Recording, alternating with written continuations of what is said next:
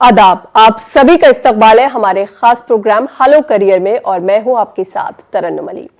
वो दौर गया जब करियर से जुड़े कुछ ही ऑप्शंस होते थे, जैसे लॉ करने के बाद वकील या जज बनने के ही ऑप्शन मौजूद थे।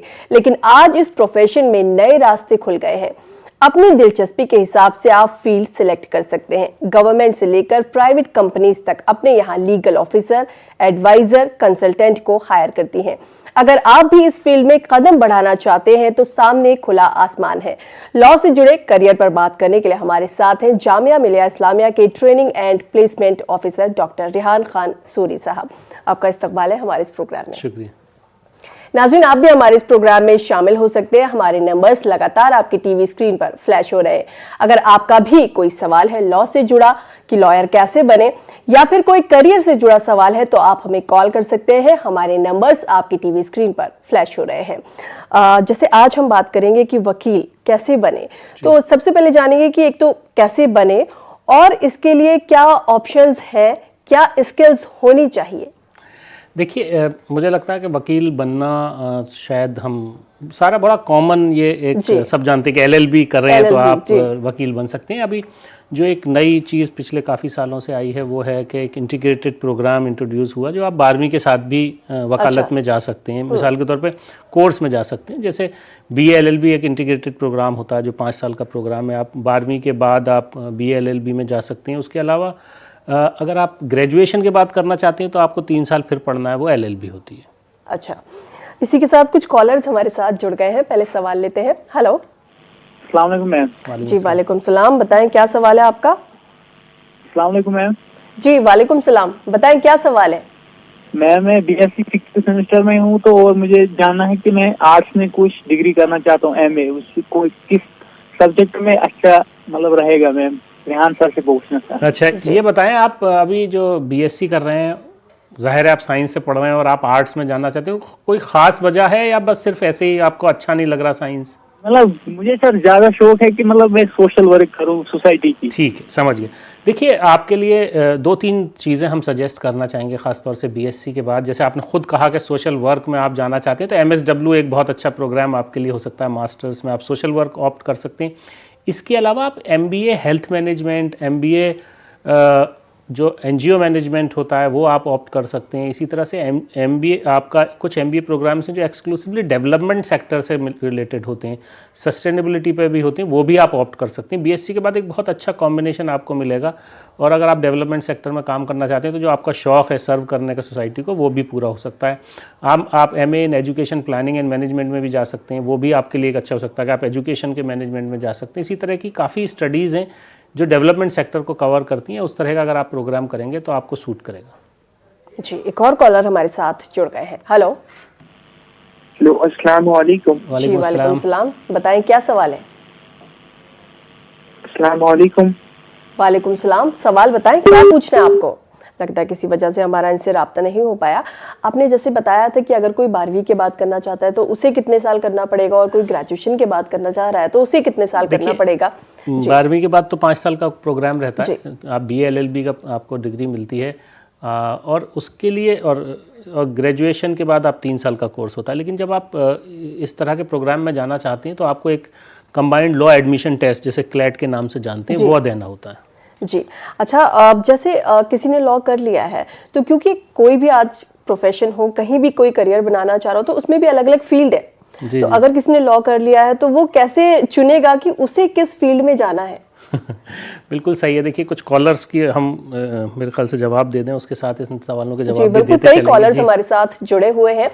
जी बताएं। हेलो हेलो जी बताएं क्या सवाल है। हेलो, अस्सलाम वालेकुम। वालेकुम सलाम।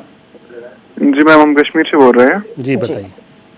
जी, हमारा ना एम था कि हम आईपीएस ऑफिसर बने। ओके, तो हम उसके लिए क्या कर सकते हैं। हमारा मेडिकल था 12th तक। अब उसके बाद हम अभी आप चेंज कर रहे हैं अभी आर्ट्स। आप ग्रेजुएशन वो कर रहे ठीक हैं? रहेगा हमारे लिए। ग्रेजुएशन कर रहे हैं। अभी आप किस क्लास में हैं? देखिए, सबसे पहले अपनी टीवी की आवाज बंद करिए। क्या आपको हमारी आवाज आ रही है? देखिए, खास तौर से चलिए हम आपको जवाब दे देते हैं और हम तमाम मेरे ख्याल से जो भी हमारे कॉलर्स बहुत हैं, बार ये कहते जी हैं कि बिल्कुल, भाई जो आप हमसे बात करना चाहते हैं वो जब भी हाँ, हमें हमसे- कॉल करें तो अपने टीवी की आवाज बंद कर दें। आप आईपीएस करना चाहते हैं, आप किसी भी अभी किसी स्टेज पे हैं, चाहे आप 12वीं में हैं या आपने ग्रेजुएशन शुरू कर दिया है, तो ज़रूरी नहीं है कि आप मेडिकल साइंस छोड़ें या साइंस छोड़ें, आप किसी को भी कंटिन्यू कर सकते हैं। यस, ऐसे बहुत सारे हमारे मिसालें मौजूद हैं जिन्होंने डॉक्टर मतलब मेडिकल करने के बाद सिविल सर्विसेज ज्वाइन की, यानी कि आईपीएस या आईएएस में गए या जी। इंजीनियरिंग करने के बाद, तो आपका ऑप्शन है, आप कुछ भी कर सकते हैं। सारी चीज़ें उसमें आपको कहीं ना कहीं आपको बेनिफिट करेंगी। जी, कुछ कॉलर्स हमारे साथ जुड़े जी। हुए हैं, लेकिन उनसे बात करने से पहले मैं जानूंगी कि किस फील्ड में जाना चाहिए, फील्ड कैसे चुने अगर किसी ने लॉ कर लिया है तो। देखिए, अगर आपने लॉ कर लिया है तो बहुत अहम होता है कि आपकी किस तरह की स्किल सेट है, किस तरह जी। का आपका इंटरेस्ट है। हमारे पास काफ़ी एरियाज़ होते हैं, ख़ास तौर से अगर आप जी। लीगल फील्ड में देखें, जैसे आप अभी फरमा रही थी कि भाई किसी तरह की भी आप जॉब में जा सकते हैं, आपको गवर्नमेंट बिल्कुल। जॉब में जाना है, प्राइवेट जॉब में जाना है, फिर किस तरह के एरिया में जाना है, क्योंकि आप सिविल लिटिगेशन में जाना चाहते हैं, आप क्रिमिनल जी। उसमें लॉ में जाना चाहते हैं, साइबर लॉ में जाना चाहते हैं, बिल्कुल। आईपीआर में जाना चाहते हैं, बड़ी काफ़ी उसमें भी फील्ड्स हैं, लाइक कॉर्पोरेट लॉ में आप जाना चाहते हैं, तो बिल्कुल डिफरेंट तरह का हो जाता है।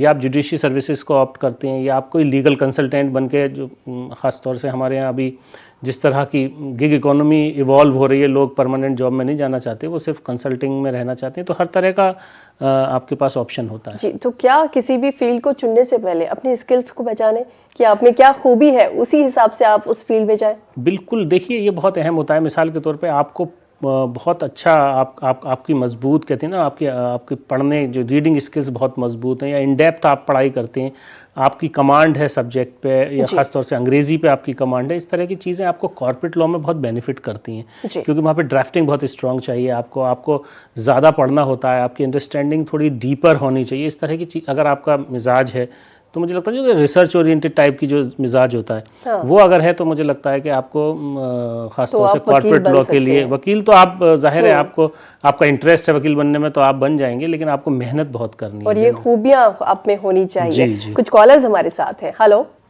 हेलो। जी जी, बताएं क्या सवाल है आपका? जी, सवाल बताएं। जी मैंने 12th रिसेंटली कंप्लीट किया है। जी। कि मुझे बताइए कि मैं आगे क्या करूं। अभी मेरे आपने सब्जेक्ट है हिस्ट्री, सब्जेक्ट, पॉलिटिकल साइंस मेरा सब्जेक्ट है। ठीक, वेरी गुड।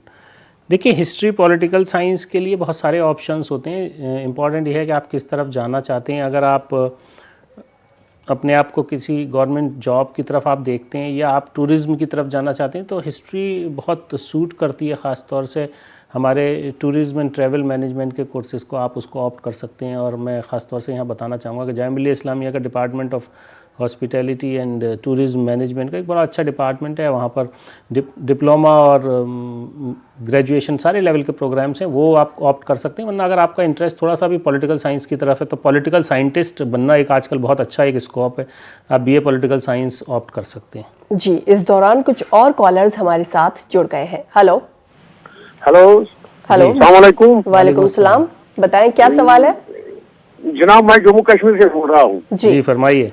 हाँ, मेरे बेटे ने 2018 में बीटेक सिविल किया है। ठीक है। उसने जामिया मिलिया में एमटेक के लिए अप्लाई किया था, फॉर्म भरा था, लेकिन बदकिस्मती से यहाँ कश्मीर में नेट बंद हो गया और टिकट भी नहीं मिल रही थी, हवाई टिकट, सब कुछ ठप हो गया। तो वो अब एमटेक ये गेट के लिए प्रिपरेशन कर रहा है। लेकिन मुझे बताइए एमटेक के लिए फॉर्म कब विड्रॉ होंगे जामिया मिलिया? ठीक है, देखिए बहुत अच्छी बात है, वो गेट की प्रिपरेशन कर रहे हैं, और हमारी सारी नेक ख्वाहिशात आपके बच्चे के लिए हैं कि वो आप गेट क्वालिफाई करें, उसमें अच्छा स्कोर करें, अच्छी रैंक लाएं, और उनको अच्छे इंस्टीट्यूशन में, यानी जामिया जैसे इंस्टीट्यूशन में एडमिशन मिले, और किसी और अच्छे इंस्टीट्यूशन में एडमिशन मिले।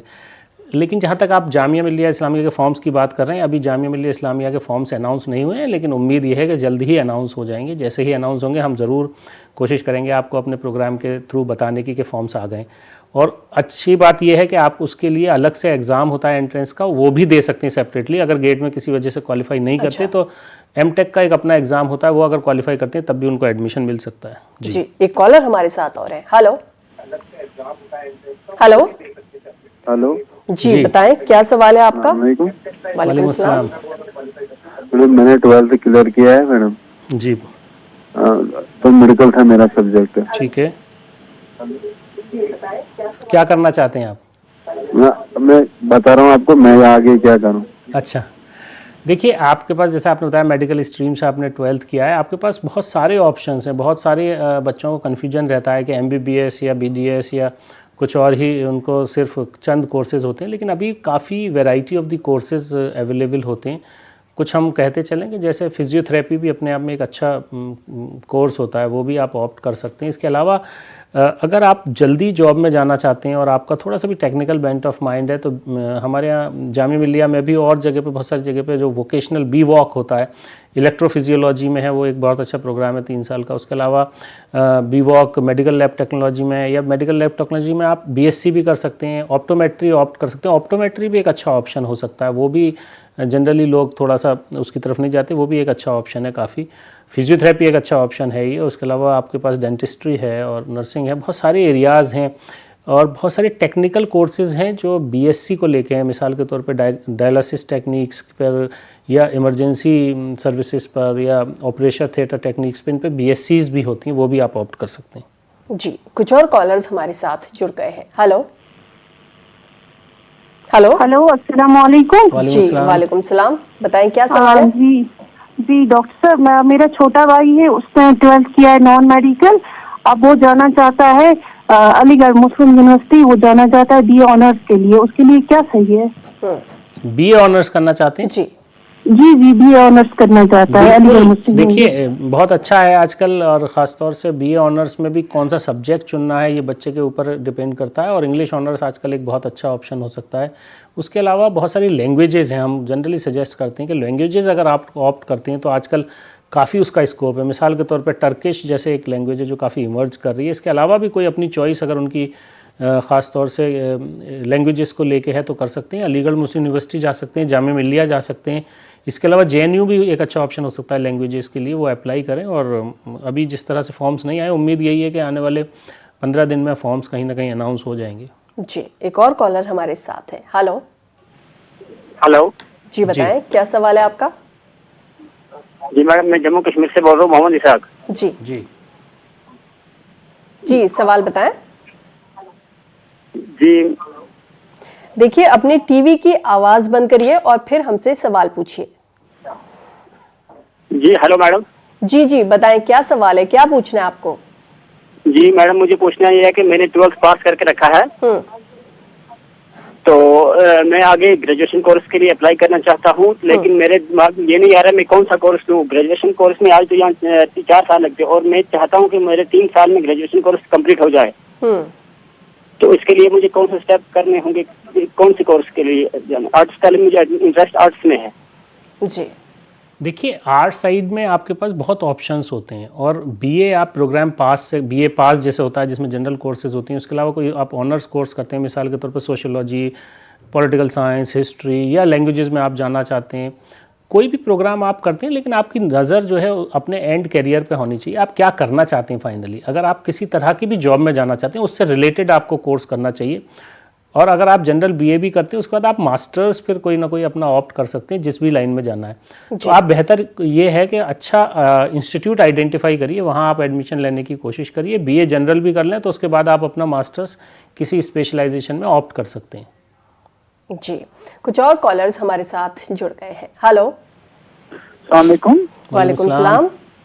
जी, मैं कश्मीर से बोल रहा हूँ। मेरा सवाल ये है कि मेरी वाइफ ने MSc स्टैटिस्टिक्स किया है।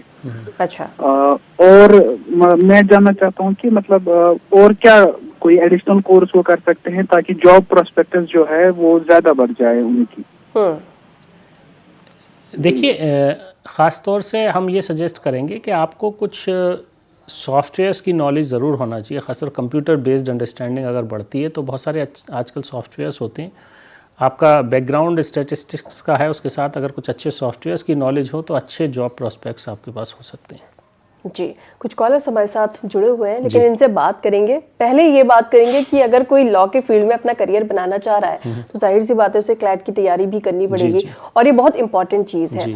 तो वो क्लैट की तैयारी कब करे, उसका सही वक्त क्या है, और तैयारी कैसे कर सकता है। अगर उसको कुछ जैसे सैंपल पेपर्स होते हैं उसकी मदद चाहिए तो वो कैसे मिल सकती है, कहाँ से पेपर्स मिलेंगे? जी जी, देखिए क्लैट के ख़ास तौर से या क्लैट हो, मैं एक चीज़ वाज़ह पहले करूं कि क्लैट जो है वो उन यूनिवर्सिटीज़ के लिए है जो हमारे बहुत सारे नेशनल लॉ स्कूल्स पहले होते थे, वो यूनिवर्सिटीज़ में कन्वर्ट हो गए हैं, या जैसे हमारे NLSU जो बेंगलोर है, इसी तरह से नालसार हमारा हैदराबाद है, या नेशनल यूनिवर्सिटी दिल्ली है, जो और नेशनल यूनिवर्सिटीज़ हमारी काफ़ी जो अक्रॉस द कंट्री हैं।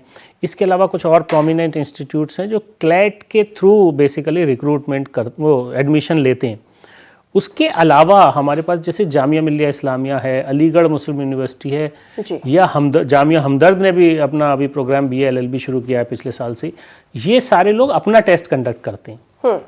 तो ये जामिया मिल्लिया और अलीगढ़ के लिए आपको अलग तैयारी करनी होगी, लेकिन पैटर्न तकरीबन सेम होता है। अगर आप क्लैट की तैयारी करें तो तकरीबन आपकी तैयारी हो जाएगी वो, लेकिन अपना अलग टेस्ट होता है। तो ये एक तो ख्याल रखें कि जब भी आप क्लैट दे रहे हैं तो ये ना सोचें कि ये कंबाइंड टेस्ट है हमारा और जगह भी जाएगा। अलीगढ़ का फॉर्म या जामिया का फॉर्म आपको अलग से भरना होगा, और वहाँ के लिए अलग से आपको तैयारी करनी होगी। जी। और जो आपने बात कही है कब शुरू करना चाहिए, देखिए जो लोग अभी इस वक्त 12वीं क्लास में हैं, मेरी राय ये है कि उन लोगों को सिर्फ अपना बोर्ड एग्जाम्स पर फोकस करना चाहिए, और जब आपके बोर्ड एग्ज़ाम ख़त्म हो जाएं उसके बाद आपको जो भी वक्त मिले उस वक्त में आप तैयारी करें। लेकिन जो लोग 11वीं में हैं या 10वीं में हैं और उन्होंने सोचा है हम लॉ में जाना चाहते हैं, उनके लिए मौका है कि वो अपनी तैयारी अभी शुरू कर दें, और ख़ासतौर से जनरल अफेयर्स को पढ़ते रहिए आप। जनरल अफेयर्स एक वाइड होती है, क्योंकि लीगल एप्टीट्यूड आपका आप थोड़े बहुत ज़्यादा पढ़ने की ज़रूरत नहीं होती, थोड़ा सा कॉन्स्टिट्यूशन पढ़ते हैं, उससे रिलेटेड और लॉज पढ़ते हैं तो आपको पता चल जाता है और आपका कवर हो जाता है। तो इस चीज़ों का ख्याल रखें कि जनरल अफेयर्स को आप पढ़ते रहें, और कहीं ना कहीं देखिए आपको एक जो सैम्पल पेपर्स की आपने बात की, बिल्कुल आपको पैटर्न देखना होगा, ट्रेंड्स देखने होंगे किस तरह का पेपर आता है, और जनरली आजकल नेट पे सब चीज़ें मौजूद हैं, आपको वहाँ मिल जाएंगी। उसके अलावा हम ये और बताते चलें कि क्लैट के जो बच्चे हमारे ख़ासतौर से लॉ में जाना चाहते हैं, 12वीं क्लास का एग्ज़ाम की तैयारी करें, वो ज़ाहिर है बिजी होंगे, इसलिए हम उन्हें बता दें कि क्लैट के फॉर्म्स आ गए हैं और आप जल्दी से जल्दी उस फॉर्म को भर दें, इंतज़ार ना करें आखिरी डेट आने का। बिल्कुल। कुछ कॉलर्स हमारे साथ हैं, इनसे बात करते हैं। हेलो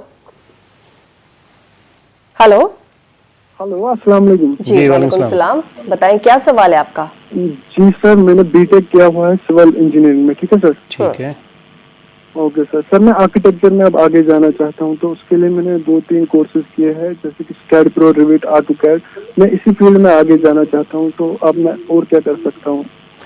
देखिए आपने जैसे बीटेक सिविल इंजीनियरिंग किया है और आप अपना एरिया जो है आर्किटेक्चर में ले जाना चाहते हैं, तो उसके लिए ठीक है, आपने सॉफ्टवेयर सीख लिए, बहुत अच्छी बात है, चाहे वो रेविट आर्किटेक्चर हो या और आपने जो भी रिलेटेड AutoCAD के किए हुए हैं। लेकिन सबसे अहम है कि आपको एक मास्टर प्रोग्राम, मुझे लगता है कि आपको अर्बन प्लानिंग में करना चाहिए या प्लानिंग में करना चाहिए, तो आपका फील्ड आर्किटेक्चर से भी जुड़ जाएगा, क्योंकि आर्किटेक्चर की एक डिग्री पूरी डिग्री होती है, वो तो अपने आप में एक अपनी डिग्री रहती है। तो बेहतर यही है कि आप आर्किटेक्चर से रिलेटेड कोई मास्टर्स प्रोग्राम करें और फिर अपना आर्किटेक्चर किसी आर्किटेक्चरल फर्म के साथ काम करना शुरू करें और धीरे धीरे अपने आप को डेवलप करें आर्किटेक्चरल फील्ड के लिए। कुछ और कॉलर्स हमारे साथ हैं। हेलो हेलो, क्या आपको हमारी आवाज आ रही है? आ रही है आपकी आवाज। जी, सबसे पहले अपनी टीवी की आवाज बंद करिए। सवाल पूछिए। जी बताएं। हेलो जी बताएं, क्या सवाल है? मैम, मैंने 12th पास मेडिकल में की है और मैं आगे कोई अच्छी सी रास्ता ढूंढना चाहता हूँ, क्या करूँगा मैं आगे, तो मुझे इसके बारे में जानकारी चाहिए। तो आप MBBS नहीं करना चाहते?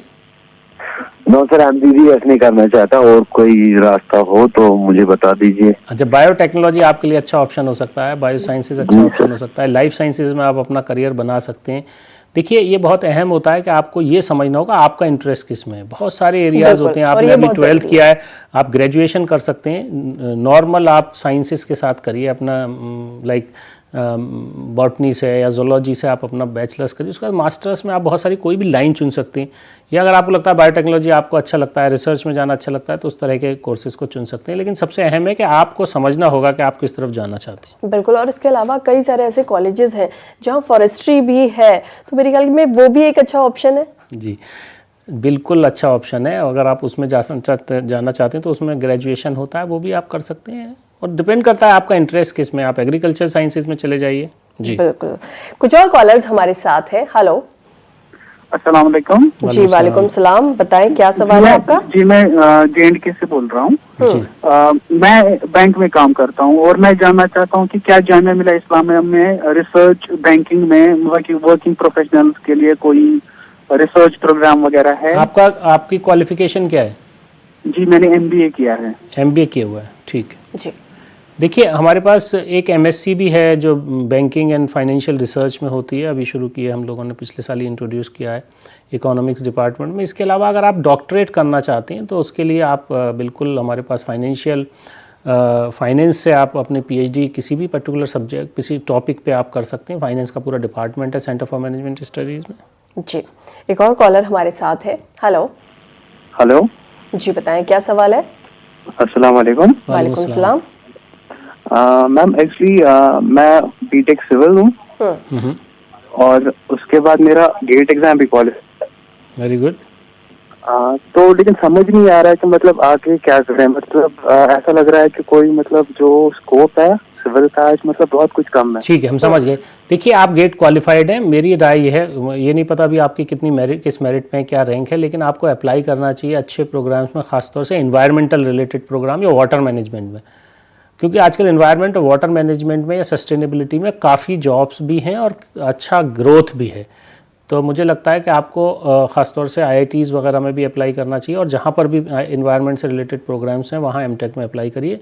अगर आप सिविल इंजीनियरिंग से थोड़ा सा डेविएट करना चाहते हैं अपने आप को तो ये एरिया बहुत अच्छा है, खासतौर से जो PHE वगैरह का area, that is very good. जी, जब भी हम किसी करियर के बारे में सोचते हैं तो उसमें आजकल जो स्टूडेंट्स हैं वो ये ज़रूर सोचते हैं कि मैं इस करियर में जा तो रहा हूँ, क्या मुझे अच्छी सैलरी भी मिलेगी। तो इसी तरह जैसे आज हम लॉ की बात कर रहे हैं तो लॉ में क्योंकि अलग अलग फील्ड्स हैं तो स्टूडेंट्स अगर कोई ये सोच रहा है कि उसको कहाँ पर अच्छी सैलरी ज़्यादा मिलेगी तो वो कौन सा फील्ड है? देखिए आपने बहुत अच्छी बात कही और मैं यहाँ ये बात कहना बहुत ज़रूरी समझता हूँ कि कोई ऐसी फील्ड नहीं है जहाँ पर अच्छी सैलरी ना हो। ये बहुत अहम बात समझने की है, चाहे वो डॉक्टर हो, चाहे वो इंजीनियर हो या एडवोकेट हो। आप ये देखिए बहुत सारे एडवोकेट ऐसे हैं जो एक सिर्फ आपसे बात करने के लाखों रुपए लेते हैं, अपीयर होने के लाखों रुपए लेते हैं कोर्ट में। तो ये ऐसे भी हैं और ऐसे भी एडवोकेट आपको मिल जाएंगे जो 100 रुपये में 200 रुपये में आपके लिए वकालतनामा लगाने को तैयार होंगे। तो हर तरह का की फील्ड में जो भी फील्ड है, चाहे इंजीनियर हो, डॉक्टर हो, हर तरह के डॉक्टर्स मिलेंगे। यही हर फील्ड में होता है।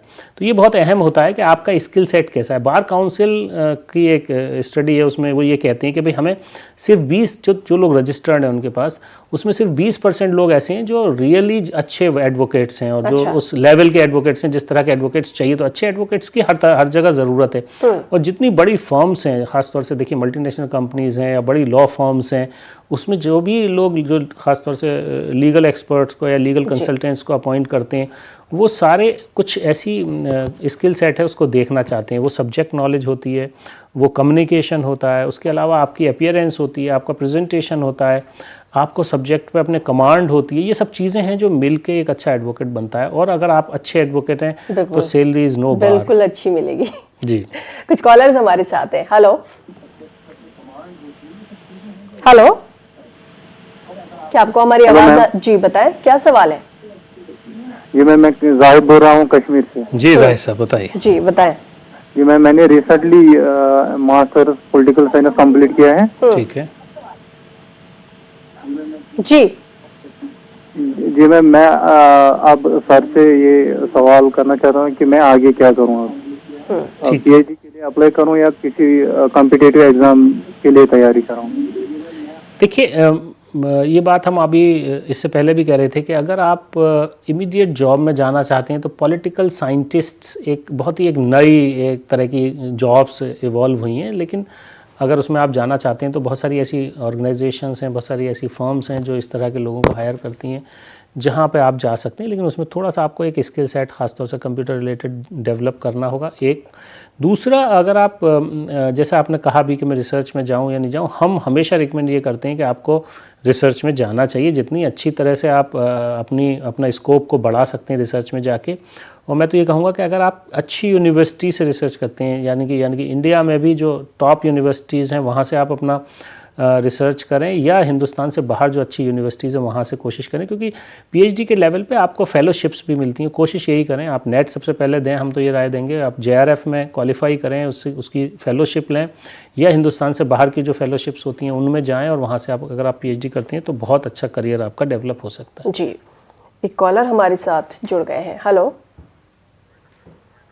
लगता है किसी वजह से हमारा इनसे रब्ता नहीं हो पा रहा।